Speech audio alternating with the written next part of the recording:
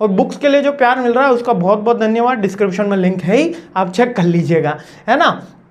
Allocation of resources, अब क्या क्या होता है कॉर्पोरेट लेवल स्ट्रेटेजी के अंदर, अगर इसके कंपोनेंट्स आपसे पूछ लिए जाते हैं, बिजनेस और फंक्शनल का पूछा कम भी जाता है, और कोर्स के अंदर केवल कॉर्पोरेट लेवल ऑफ स्ट्रेटेजी एक अलग से एक बहुत बड़ा पॉइंट है।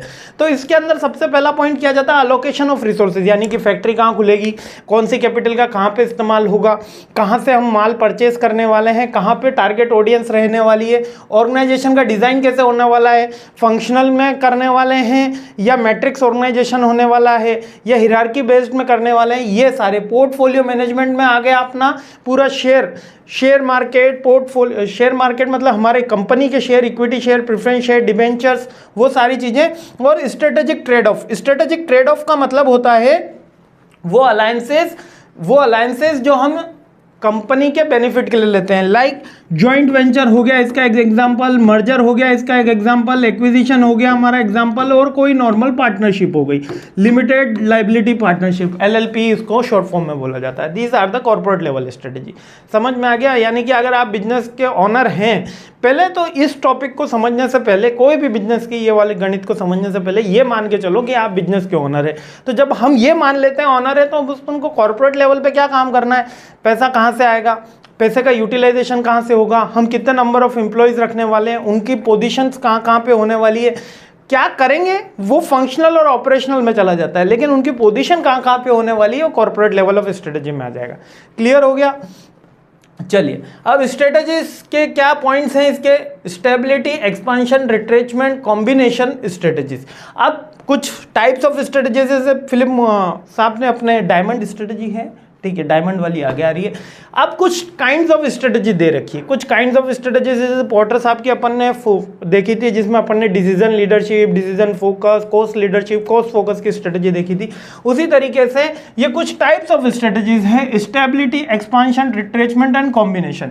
स्टेबिलिटी का मतलब, अब देखो ये नाम से सिंपल से आप लिखाओगे एग्जाम में, मैं इस तरीके से आपको समझा देता हूं। स्टेबिलिटी का मतलब है जो हो रहा है होने दो, भविष्य की चिंताओं में मत पड़ो, जो हमारा व्यक्तिगत अभी चल रहा है, जैसा बिजनेस चल रहा है, जिस फॉर्म में चल रहा है, उसमें कुछ भी नया एड ऑन करने की जरूरत नहीं है, एड ऑन की जरूरत नहीं है। मींस की जो कंपनी है इज परफॉर्मिंग वेल और मार्केट कंडीशन से अच्छा परफॉर्म कर रही है, इसलिए स्टेबल रहना चाहिए हमको, आगे कुछ भी नहीं सोचना और नहीं कोई छटनी करनी है। क्लियर? एक्सपांशन, अब हमको नए मार्केट की ओर तलाश करना है, अब हमको नई एरा में जाना है, नया रिसोर्सेज देखना है, नया मार्केट देखना है, नया ह्यूमन रिसोर्स रखना है, नई मशीनरी बाय करनी है, नया R&D का डेवलपमेंट करना है, वो एक्सपांशन में हो गया। रिट्रेचमेंट, जो चल रहा है वो अच्छा नहीं चल रहा है, अब हम इसको काटना पड़ेगा, अब हम इसको कट करना पड़ेगा, तो वो रिट्रेचमेंट की स्ट्रेटेजी होगी। और कॉम्बिनेशन में हम किसी का भी बना सकते हैं, एक्सपांशन और रिट्रेचमेंट यूजुअली बनेगा, कॉम्बिनेशन तो स्टेबिलिटी किसी के साथ आ गई तो वो कॉम्बिनेशन में होगा नहीं। किसी पर्टिकुलर फॉर्म में हम स्टेबल कर सकते हैं और कहीं पे एक्सपांशन कर सकते हैं, ये बड़ी MNC के लिए बात हो गई। लेकिन कॉम्बिनेशन में कहीं पे हम एक्सपांशन कर रहे हैं और कहीं पे हम रिट्रेचमेंट कर रहे हैं, ये usually combination kind of strategy देखा जाता है। लाइक कि एक्सपांशन, हमको लगता है इंडिया में मार्केट बढ़ रहा है तो एक्सपांशन कर दो, अब इजराइल का वॉर शुरू हो गया तो इजराइल में रिट्रेचमेंट कर दो। ये क्लियर आपका during the organisation life cycle के अंदर हम ये सारी चीजें करते हैं। ग्रोथ आ रही है तो एक्सपांशन करो, डिक्लाइन आ रहा है तो क्या करो, रिट्रेचमेंट करो। और कॉर्पोरेट पेरेंटिंग यानी कि एक तरीके से गोद ले लेना। इसके अंदर क्या होता है कि हम एक छोटी ऑर्गेनाइजेशन को क्या करती है, कॉर्पोरेट पेरेंटिंग कर देती है। लाइक आपने शार्क टैंक के एपिसोड्स देखे होंगे, वो क्या कर रहे हैं, न केवल उसमें शेयर में पैसा खरीद रहे हैं बल्कि वो अपनी एक्सपर्टीज भी दे रहे हैं कि आपको फाइनेंस ऐसा करना चाहिए, आपको सप्लाई चेन मैनेजमेंट ऐसा करना चाहिए, आपको आपके प्रोडक्ट के अंदर ये R&D और करना चाहिए, आपकी मार्केटिंग की ये वाली नई स्ट्रेटेजी होनी चाहिए, हमारी गुडविल भी अब आपके साथ जुड़ गई है। तो एक कॉर्पोरेट पेरेंटिंग का मतलब हो गया, यानी कि एक तरीके से एक फर्म को पूरी A to Z जो बिजनेस इंक्यूबेशन सेंटर्स होते हैं वो कॉर्पोरेट पेरेंटिंग का काम करते हैं। अब ये क्या करते हैं, फाइनेंशियल कंट्रोल रखते हैं, आपके फाइनेंशियल डिसीजन में आपको हेल्प भी करते हैं और कंट्रोल भी रखते हैं, स्ट्रेटेजिक प्लानिंग में हेल्प कर रहे होते हैं, स्ट्रेटेजिक कंट्रोल में हेल्प कर रहे होते हैं। क्लियर है। तो एक तो अपन ने ये कॉर्पोरेट लेवल ऑफ स्ट्रेटजी एक बड़ा पॉइंट निपटा दिया। अब नेक्स्ट आ जाता है फंक्शनल लेवल ऑफ स्ट्रेटजी। अब फंक्शनल लेवल ऑफ स्ट्रेटजी क्या है? Adopted by the via marketing, production, finance, HR, so on the line of the overall business activity. यानी बिजनेस की कौन कौन सी एक्टिविटी? हमको फाइनेंस चाहिए, हमको एचआर चाहिए, हमको मार्केटिंग चाहिए, हमको सेल्स चाहिए, हमको प्रोडक्शन चाहिए, हमको स्टोर डिपार्टमेंट चाहिए, हमको मैन्युफैक्चरिंग डिपार्टमेंट चाहिए जो प्रोडक्शन के अंदर इंक्लूड हो गया, हमको पैकेजिंग डिपार्टमेंट चाहिए, हमको अकाउंट्स डिपार्टमेंट चाहिए, हमको इनके ऊपर गवर्नेंस के लिए सुपरवाइजर का मिडल मैनेजमेंट की टीम चाहिए। उनके लिए जो भी हम स्ट्रेटजी बनाते हैं कि ये पर्टिकुलर डिपार्टमेंट हमारा कैसे काम करेगा, वो फंक्शनल लेवल ऑफ स्ट्रेटजी कहलाती है। क्लियर हो गया? बहुत सिंपल है ना, कहीं कोई तकलीफ की बात तो है ही नहीं। आगे बढ़ते हैं। आउटसोर्सिंग। अब यहां पर आउटसोर्सिंग क्या होता है? जब हम किसी अपने वर्क को बाहर से करवा लेते हैं, यानी कि थर्ड पार्टी से। पतंजलि बहुत करती है, टाटा बहुत करती है, हर कंपनी, मतलब मैक्सिमम कंपनी जो काम उनको ऐसा लगता है कि इसके अंदर हमारा एक्सपर्टीज नहीं है या ये हमको बाहर से कॉस्ट में कम होता है, तो हम बाहर से करवा लेते हैं। लाइक आउटसोर्सिंग क्या होता है? सोर्स का मतलब स्रोत, आउट का मतलब बाहर, बाहर से हमको स्रोत ले लिया। यानी करा क्या? अब सुनिएगा एक बेसिक एग्जांपल। कस्टमर ने कॉल सेंटर पे, कस्टमर कौन है हमारे? मिस्टर पिंटू, भूले तो नहीं हो, याद तो है ना हमारे मिस्टर पिंटू साहब। इन्होंने कस्टमर केयर को फोन करा, ठीक है, कस्टमर केयर को फोन करा। इनके पास थी सिम एयरटेल की सिम थी। इन्होंने कस्टमर केयर को फोन करा और बोला कि मेरी सिम में जो इंटरनेट स्लो चल रहा है ना।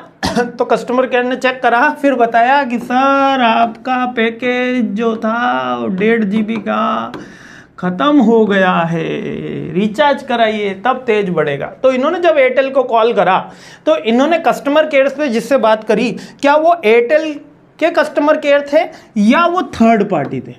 तो यूजुअली बहुत सी मार्केट में ऐसी कंपनी हैं जो आपको कस्टमर केयर सर्विस प्रोवाइड कराती है। मींस कि वो एयरटेल के साथ टाइप करेंगी कि एयरटेल पे जब भी कॉल आएगा वो बीच में किसी थर्ड पार्टी के पास डाइवर्ट होगा और वो थर्ड पार्टी एयरटेल के बिहाफ पे पूरी बात करती है और आपके कस्टमर का जो ग्रेवियंस है उसको सॉल्व किया।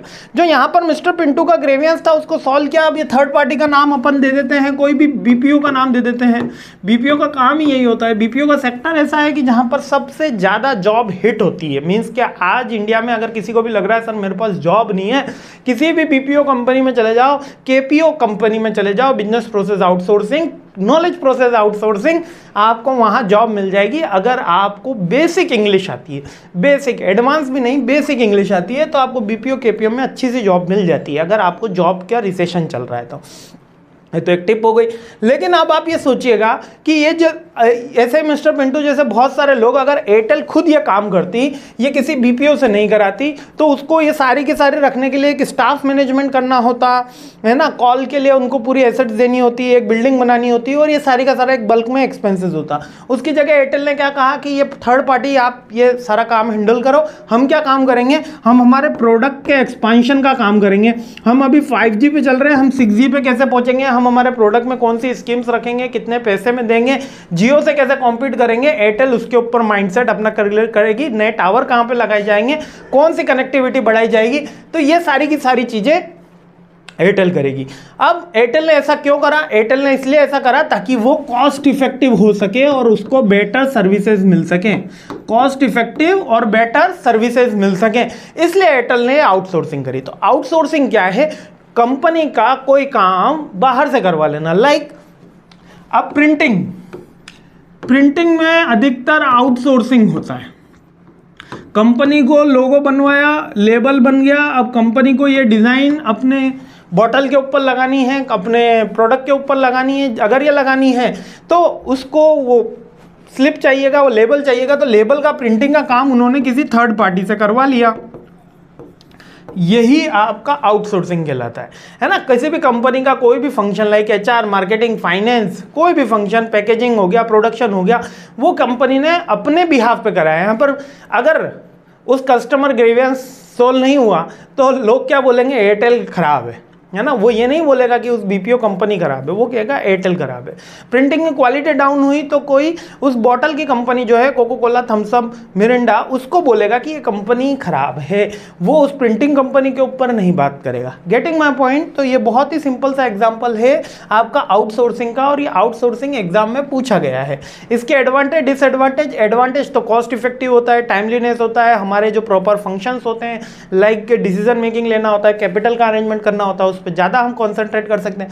डिसएडवांटेज क्या है, मैंने सिंपल बताया कि अगर कस्टमर का ग्रेवियंस सॉल्व नहीं हो पाया तो कंपनी के गुडविल इंपैक्ट होती है, डायरेक्ट मॉनिटरिंग नहीं हो सकती है, कॉस्ट ऑलवेज बियर्ड होती है, ठीक है, पंक्चुअलिटी नहीं रह पाती। कितनी बार होता है कि आपको 5000 कॉल्स की आवश्यकता थी, वहाँ पर 2000 कॉल से पिकअप हुए, तो कस्टमर ग्रेवियंस आपका रेस हो गया, ठीक है। और कि कह सकते हो इसमें जब भी चीज़ हम बाहर से करवाते हैं तो उतने अच्छे से नहीं कर सकते जितना हम कर सकते हैं, तो यहाँ पर एक्सपर्टीज कमी आ जाती है, कॉस्ट इफेक्टिव नहीं होती। कॉस्ट इफेक्टिव तो है लेकिन सम काइंड ऑफ डेटा भी इनके पास नहीं आएगा, डेटा भी वो बीपीओ के पास चला जाएगा। तो ऐसी 4-5 चीज़ें आपको लिख देना है इसके अंदर। क्लियर हो गया एडवांटेज डिसएडवांटेज।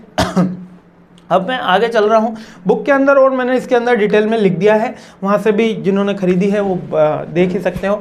ऑफशोरिंग। अब ये आउटसोर्सिंग और ऑफशोरिंग में कोई ज़्यादा डिफरेंस नहीं होता है। आउटसोर्सिंग में हम किसी कंपनी को कोई एक पर्टिकुलर फंक्शन को बाहर से करवा रहे होते हैं। ऑफशोरिंग के अंदर हम जो सर्विसेज प्रोडक्ट होते हैं वो कंट्री के आउटसाइड शिफ्ट हो जाते हैं। मतलब सर, यानी कि ऑफशोरिंग का मतलब केवल इतना सा है कि मैं मेरे जितने भी रिसोर्सेज है वो कंपनी के बाहर, किसी देश के ही बाहर शिफ्ट कर देता हूं, और इस कंपनी में, इस देश में व्यापार कर रहा हूं। यानी कि भारत में होने वाला पूरा व्यापार, पूरा जितना भी यहाँ पर थिंग्स हो रही हैं, प्रोडक्ट सेलिंग, मार्केटिंग, एचआर, जो भी हो रहा है, इसके जितने भी रिसोर्सेज हैं ये मैंने किसी और देश में, मुल्क में शिफ्ट कर दिए हैं। वो हो सकता है अमेरिका हो, जर्मनी हो, इटली हो, फ्रांस हो, कहीं भी हो सकता है। तो देखिएगा बुक क्या कह रही है, offshoring refer to the obtaining services from the another country, often the news article really referring to the when the discuss of outsourcing. While much offshoring involves the outsourcing production to another company, it's referred to the simply relocation certain aspect of business. Relocation, यहाँ पर हमने के company का पूरा structure ही बाहर shift कर दिया।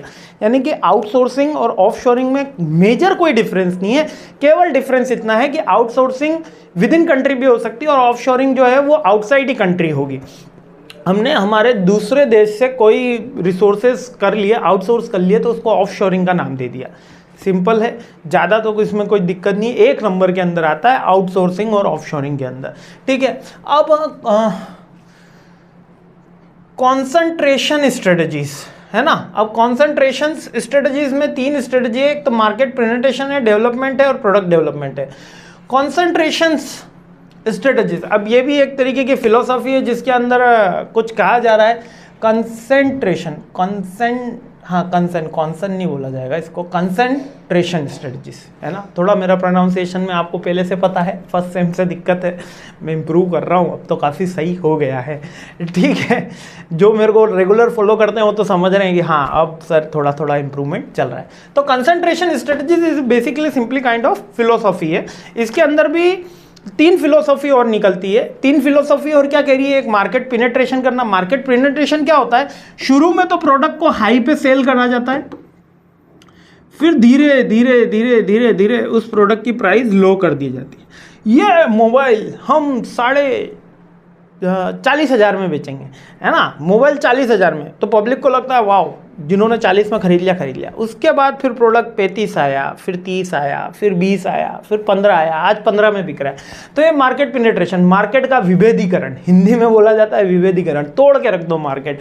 तो ऐसा क्यों करा जाता है, ऐसा एक पर्टिकुलर मार्केट में करा जाता है जिससे आए तो आपकी गुडविल तो हाई की बन जाती है लेकिन लो कॉस्ट में मिल रहा होता है। तो अगर स्टार्ट से ही 15 का आता है तो पब्लिक को दिक्कत आती, पब्लिक फिर उस पर कभी भी ज़्यादा पेमेंट नहीं खर्च करेगी। तो सेकंड हो गया, सेकंड मार्केट डेवलपमेंट, यानी अभी मार्केट है नहीं लेकिन डेवलप किया। लाइक जियो ने क्या करा, 4G का इंडिया में मार्केट था नहीं लेकिन उसने डेवलप किया, उसने सबको फ्री में सिम दी, फ्री में नेट दिया, है ना, और का 4G के फ़ोन लेकर आओ, वहाँ पर आप चलेगा आपका 4G का 1.5 GB 2 GB रोज का फ़ोन दिया, फ्री कॉलिंग दी, फ्री वॉइस पहले डोंगल भी निकाले थे, जिनके पास नहीं है वो डोंगल खरीद लो, तो फ्री मार्केट डेवलपमेंट हो गया। क्लियर हो गया ये? तो मार्केट पेनिट्रेशन और मार्केट डेवलपमेंट आपको समझ में आ गया। अब प्रोडक्ट डेवलपमेंट, नहीं कोई प्रोडक्ट आपको एरिया डेवलप करना है, प्रोडक्ट के ऊपर R&D करना है, concentration strategies. 3 kind of strategies है, कोई इसमें ज़्यादा समझने का या परेशान होने की बात मेरे को नहीं लगी, इसलिए मैंने इसको क्विक शॉर्ट में कर दिया। मार्केट प्रेजेंटेशन आपको समझ में आ गया, हाई कॉस्ट आपको पहले रखनी है, फिर डाउन करते हुए चलना है, इसको मार्केट प्रेजेंटेशन यानी मार्केट का विभेदीकरण बोलते हैं। मार्केट डेवलपमेंट क्या हो गया कि आपको स्टार्ट में नए मार्केट्स की खोज करनी है। प्रोडक्ट डेवलपमेंट यानी आपको आपके प्रोडक्ट में कुछ R&D करना है, नया प्रोडक्ट डेवलप करना है, वो प्रोडक्ट डेवलपमेंट हो गया। ठीक है, अब इंटीग्रेशन स्ट्रेटजीज। अब इंटीग्रेशन भी सिमिलर काइंड ऑफ मर्जर और एक्विजिशन होता है। इंटीग्रेशन स्ट्रेटजीज के या इंटीग्रेशन अब इंटीग्रेशन में ये बात समझिएगा कि 2 यूनिट है, एक A है और एक B है, और इधर मैं ले लेता हूँ C है और इधर D है। अब ये समझिएगा, ये जो है ये एक मैन्युफैक्चरिंग यूनिट है, ठीक है, और ये जो है एक उसकी सेलिंग यूनिट है, यानी कि बेचता ये है, बनाता ये है। ठीक है, बात क्लियर हो गई। अगर ये इसी को खरीद लेता है या ये इसके साथ मिल जाता है तो बनाने वाला और बेचने वाला एक ही हो गया। यानी बनाने वाला बेचने वाला, जैसे कि अब आपको ये बात समझिए कि हिंदुस्तान यूनिलीवर है, वो लक्स भी बना रहा है, रिलर भी बना रहा है, सोप भी बना रहा है, बहुत सारे शैम्पू वगैरह वो मार्केट में बना के दे रहा है, तो बना वो रहा है, लेकिन रिटेलर उसको सेल कर रहे हैं। तो रिटेलर कौन हो गया? बी। कल उठ के HUL खुद का शोरूम खोल दे, किसने करा? ये पतंजलि साहब ने करा। उन्होंने क्या कहा कि भैया हम ही बनाएंगे, हम ही बेचेंगे। ठीक है, पतंजलि ने करा, इसलिए करा पतंजलि, इसलिए मैं बार बार एग्जांपल लेता हूं क्योंकि आपसे थोड़ा सा कहीं न कहीं स्टोर मिल जाते हैं और हम थोड़ा सा यूज़र फ्रेंडली हो गए हैं उसके साथ, तो आपको समझने में चीज़ें आसानी हो जाती है। तो जो मैन्युफैक्चरर है उसने अपनी सबऑर्डिनेट जो कंपनी, जूनियर कंपनी थी, उसको खरीद लिया। क्लियर हो गया? अब इंटीग्रेशन ये वाला भी होता है। अब ये HUL था, तो मान के चलो ये प्रॉक्टर एंड गैम्बलर है, ठीक है, ये पतंजलि है।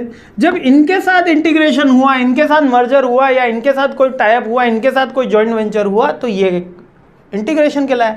2 इंटीग्रेशन समझ में आ गए। जब ये A से हो यानी कि सिंपल हॉरिजेंटल, तो ये हॉरिजेंटल इंटीग्रेशन होगा, और जब डाउन में हो जाए तो वर्टिकल इंटीग्रेशन हो जाएगा। हॉरिजेंटल किसके साथ हुआ? हॉरिजेंटल देखिए, हॉरिजेंटल A ने C के साथ इंटीग्रेशन करा, C ने D के साथ इंटीग्रेशन करा, ये हॉरिजेंटल। और जब डाउन में हो जाए या अप में हो जाए, डाउन में हो जाए या अप में हो जाए, तो वर्टिकल इंटीग्रेशन है। अब इसका एक और एग्जांपल ले लेते हैं। यहाँ मैन्युफैक्चरर लिखा मैंने, यहाँ होलसेलर लिखा, यहाँ रिटेलर लिखा, यहाँ मैन्युफैक्चरर लिखा, यहाँ होलसेलर लिखा, यहाँ रिटेलर लिखा।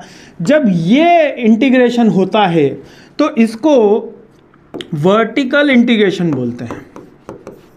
क्लियर हो गया? और अगर ये इंटीग्रेशन हो जाए तो इनको क्या बोला जाएगा? Horizontal integration. क्लियर है? हॉरिजॉन्टल कैसा रहता है? क्षितिज। क्षितिज कैसा रहता है? समानांतर यानी सीधा। ठीक है, इसको इसी तरीके से याद करना, वर्टिकल ऐसा है, हॉरिजॉन्टल ऐसा है। क्लियर हो गया? क्षितिज पे सूरज उगता हुआ दिखता है ना, सीधा में दिखता है। समुद्र के पास कभी आप गए हो, बैठे हो और शांति से सूरज को उगता हुआ देख रहे हो, लेकिन आज का युवा 9 बजे पहले कहाँ उठ पाता है? जब वो नहीं उठ पाता है तो सूरज उगता हुआ कैसे देख पाएगा? सूरज भैया तो उड़ जाते हैं 6 साढ़े 6 बजे, है ना, कहीं कहीं और जल्दी उग जाते हैं, कहीं थोड़ा सा 6:30 तक, तो 6:45 तक तो हर जगह उग जाते हैं। पर आज का युवा तो 6:45 तो कभी वो देख ही नहीं पाता, वो तो रात की 2 बजे देख पाता है। सुबह का सूरज उगना काफ़ी मुश्किल है। क्या बात सहमत हो? सहमत हो तो एक लाइक कर देना इस बात के लिए। ठीक है, नेक्स्ट आ गया डाइवर्सिफिकेशन। नेक्स्ट क्या है? Diversification, related and unrelated. Diversification में 2 टाइप्स हैं। डाइवर्सिफिकेशन क्या होता है? हम हमारे प्रोडक्ट को चेंज कर रहे होते हैं, है ना, हम या तो नया प्रोडक्ट डेवलप कर रहे होते हैं, या नए मार्केट में जा रहे होते हैं, नए कुछ नया कर रहे होते हैं। Diversification means the spreading your investment और business into the different thing. Related का मतलब क्या है? Expand into the things in the connected similar what you already do. और अनरिलेटेड यानी कि जो आप ऑलरेडी नहीं करते थे। लाइक रिलेटेड का मतलब जो काम आपको आता है उसी में आप डाइवर्सिफाई हो रहे हो। लाइक कि HDFC के पास बैंक है, ठीक है, तो इन्होंने कहा अपन हाउसिंग लोन का डिपार्टमेंट अलग कर देते हैं और फिर इनको अलग कर देते। तो हाउसिंग लोन वाला अलग हो गया, एचडीएफसी होम लोन्स अलग हो गए, तो ये रिलेटेड हुआ। लेकिन एचडीएफसी के पास बैंक है, कल उठ के वो बोलती है कि मेरे को एक टायर बनाने वाली कंपनी खोलनी है ना, एचडीएफसी टायर के नाम से कंपनी निकालनी है, अभी है नहीं मार्केट में, तो वो अनरिलेटेड डाइवर्सिफिकेशन हुआ। क्लियर हो गया? जब हम सिमिलर फील्ड के अंदर डाइवर्सिफिकेशन कर रहे हैं तो वो रिलेटेड हुआ, यानी इन्वेस्टमेंट कर रहे हैं, प्रोडक्ट डेवलपमेंट कर रहे हैं, नए मार्केट खोज रहे हैं बेसिकली। और डाइवर्सिफिकेशन का मतलब होता है बदलाव, बांटना, इस तरीके के मतलब होता है ना, बी ए चेंज। ठीक है, अब इंटरनलाइजेशन क्या होता है? जब भी बिजनेस स्ट्रेटजीज की बात आती है तो इंटरनेशनल जितने भी लॉज हैं या जितने भी स्टैंडर्ड्स हैं, ये जैसे आईएसआई का स्टैंडर्ड है, आईएसओ का स्टैंडर्ड्स है, आईएसओ 9000, आईएसओ 14001 है ना, आईएसआई 14000, हॉलमार्क जितने भी हैं वो सब क्या कहलाते हैं? इंटरनेशनलाइजेशन कहलाते हैं। मींस कि हम इंटरनेशनल लॉज के अकॉर्डिंग अपने प्रोडक्ट का स्टैंडर्ड बनाते हैं। ठीक है, जैसे 5 स्टार 4 स्टार जो रेटिंग देखी है आपने, वो तो अपनी इंडिया की रेटिंग है, लेकिन जो आईएसओ सर्टिफिकेट, आईएसआई सर्टिफिकेट जो ब्रांड में अपन को मिलता है, यानी कि उसकी क्वालिटी एनहांसमेंट के लिए एक पर्टिकुलर एश्योरेंस मिलता है, वो एक पर्टिकुलर बॉडीज देती हैं। अभी इस कोर्स में अपना पार्ट नहीं है, कभी आएगा एनवायरनमेंट के अंदर तो उसको भी समझाया जाएगा। इंटरनेशनलाइजेशन का मतलब केवल इतना है कि प्रोडक्ट को एक पर्टिकुलर इंटरनेशनल नॉर्म्स के अकॉर्डिंग, वर्ल्ड हेल्थ ऑर्गेनाइजेशन कह सकते हो, वर्ल्ड ट्रेड ऑर्गेनाइजेशन कह सकते हो, उनके नॉर्म्स के अकॉर्डिंग बना देना इंटरनेशनलाइजेशन कहलाता है। क्लियर हो गया? जिससे हमारा प्रोडक्ट लोकल से क्या बन जाता है? ग्लोबल बन जाता है। अब लास्ट टॉपिक है ये पोर्टर का डायमंड मॉडल। एक तो अपन ने वो 4 स्ट्रेटजीज वाला मॉडल देखा है, इसका diamond model, that emphasis the competitive advantage of industry business make its work better than other companies region of the country, also known the Porter diamond theory. अब ये डायमंड थ्योरी क्या कह रही है? ये डायमंड थ्योरी अपने national advantages के बारे में बात कर रही है, और बात कर रही है कि कौन कौन से एडवांटेजेस हमको एज ए कंपनी मिलते हैं जब हम हमारी देश में काम कर रहे होते हैं। ठीक है, इसके अंदर है पहला, ठीक है, the theory of the national advantage. ठीक है, तो यहां पर ये पोर्टर की डायमंड थ्योरी क्या कह रही है? थोड़ा सा ब्राइटनेस के लिए माफी चाहूंगा। पोर्टर की डायमंड थ्योरी ये कह रही है कि अगर मैं मेरे देश में व्यापार करता हूं, यानी कि मैं मेरे भारत देश में व्यापार करता हूं, अब भारत कहें कि इंडिया कहें कि हिंदुस्तान कहें, हमारी आत्मा तो यहीं बसती है। इंडिया ही भारत है और भारत ही इंडिया है। ठीक है, मुद्दा है कि हमारी पहचान भारत से है, इंडिया से नहीं है, हमारी पहचान हिंदुस्तान से है, हमारी पहचान सिंध से है, हमारी अब क्या क्या नाम रखो, सबका मालिक एक। तो खैर मुद्दा ये नहीं है। मुद्दा ये क्या कह रहा है? पोर्टर 5 फोर्स मॉडल, ये पोर्टर डायमंड मॉडल क्या कह रहा है? ये कह रहे हैं कि अगर हम हमारे देश में व्यापार करते हैं तो कुछ हमारे एडवांटेज होते हैं और कुछ हमको फोर्सेस मिल रही होती है। वही फोर्सेस के बारे में इस डायमंड मॉडल में बताया गया है। सबसे पहली फोर्स इसके अंदर बताई गई है फैक्टर कंडीशन। नहीं दिख रहा हो तो मैं यहां पे लिख देता हूं, factor condition. Factor condition, factors condition यानी कि हम हमारे यहाँ के, आप कह सकते हो कि जो रिसोर्सेज हैं वो हमको अच्छे से पता है, कौन सी चीज़ें करनी है, कौन सी चीज़ें नहीं करनी है। ठीक है, डिमांड कंडीशन हमको पता है, फर्म की स्ट्रेटजी पता है, रिलेटेड एंड सपोर्टिंग इंडस्ट्रीज पता है। अब इसको एक एक करके मैं समझा देता हूँ। सबसे पहला बोला इन्होंने फैक्टर कंडीशन। फैक्टर कंडीशन का मतलब कि एक हम यहाँ पर लोकल हैं, क्या है? लोकल है, तो हमको यहाँ पर बेटर एचआर, प्लानिंग, मार्केटिंग मिल जाएगा। ये हो गया आपका फैक्टर कंडीशंस, है ना, क्योंकि हम रेगुलर यहीं पे अपब्रिंग हुए हैं। नेक्स्ट क्या कह रहा है? आपको डिमांड कंडीशंस के बारे में ज़्यादा पता है। आपको पता है दिवाली कब है, होली कब है, राखी कब है, ईद कब है, ठीक है, क्रिसमस कब है, क्योंकि हमारे देश के अंदर सारे त्यौहार काफ़ी धूमधाम से मनाए जाते हैं और मनाने भी चाहिए, यही इस भारत की खासियत भी है। तो यहाँ पर जब हमको डिमांड की कंडीशन, क्योंकि जब भी कोई त्यौहार आता है तो डिमांड में हाइक मिलती है, दिवाली आएगी डिमांड में हाइक मिलेगी, ईद आएगी डिमांड में हाइक मिलेगी, क्रिसमस आएगा डिमांड में हाइक मिलेगी, तो हमको डिमांड की कंडीशंस के बारे में पता होता है। ये नेशनल एडवांटेज मिला हमको। नेक्स्ट क्या मिल रहा है हमको? ठीक है, नेक्स्ट क्या मिला? रिलेटेड एंड सपोर्टिंग इंडस्ट्रीज के बारे में हमको बेटर नॉलेज होता है। रिलेटिंग, अगर कोई कंपनी चाइनीज़ कंपनी आके अब मान लेते हैं लखनऊ के अंदर कोई व्यापार करना शुरू करती है, तो उसको रिलेटिंग एंड सपोर्टिंग इंडस्ट्री के अंदर फाइंड आउट करने में और उनके साथ टर्म्स बनाने में थोड़ा वक्त लगेगा। लेकिन अगर लखनऊ की कोई स्टैब्लिश कंपनी यहाँ पर व्यापार करना शुरू करती है तो वो बहुत अच्छे से कर पाएगी। ठीक है, नेक्स्ट आ गया फर्म स्ट्रेटेजी, स्ट्रक्चर एंड राइवरी, है ना। एक फर्म का स्ट्रक्चर भी हमको पता चल जाएगा, कौन अपने हैं और कौन अपने हैं है ना, ये पराए हैं। ठीक है, तो फर्म की स्ट्रेटेजी राइवरी पता चल जाएगी। कुल मिला के यदि नेशनल एडवांटेज में पोर्टर साहब ने ये कहा है कि अगर अपने नेशनल में काम कर रहे होते हैं तो आपको यह पता होता है कि आपका कंपटीशन एरिया कौन सा है, आपका लोकल एरिया कौन सा है, यानी कि आपको बेनिफिट कहाँ हो रहा है। ठीक है, आपको डिमांड फंक्शंस के बारे में पता होता है, आपको फैक्टर के बारे में यानी कि उसकी कंडीशंस, उसके लॉज के बारे में वाइटल नॉलेज होता है। These are the competitive benefits for a national company like. और यही कंपटीशन एडवांटेज रशियन कंपनी को रशिया में मिलता है, जर्मन कंपनीज को जर्मनी में मिलता है, यूएसए की कंपनी को यूएसए में मिलता है, क्योंकि वहाँ उनको लॉस पता है, वहाँ उनको वर्क कल्चर पता है, वहाँ उनको टैक्टिक्स पता है, वहाँ उनको सपोर्टिंग इंडस्ट्री पता है। लेकिन आज ग्लोबल वर्ल्ड के अंदर ये थोड़ा सा प्रोडक्ट आउटडेटेड हो गया, ये थ्योरीज थोड़ी सी आउटडेटेड हो गई है, क्योंकि बहुत सी ऐसे सिंगल विंडो सिस्टम आ गए हैं जिनसे सारी चीज़ों को बाईपास करा जा सकता है। ये कंडीशंस पता करी जा सकती है, लॉस पता करी जा सकते हैं, डेवलपमेंट करा जा सकता है, रेस करा जा सकता है, कैपिटल, सारी चीज़ें करी जा सकती है। तो that's all for this third unit and thank you for watching my this video. I really appreciate your time. और प्लीज़ कमेंट करके जरूर बताइएगा कि आपको मेरा वीडियो कैसा लगा, समझ में आया, कॉन्सेप्ट नहीं आया, कोई स्पीड ज़्यादा फास्ट तो नहीं थी। आपका फीडबैक बहुत ज़रूरी है मेरे लिए। जय हिंद।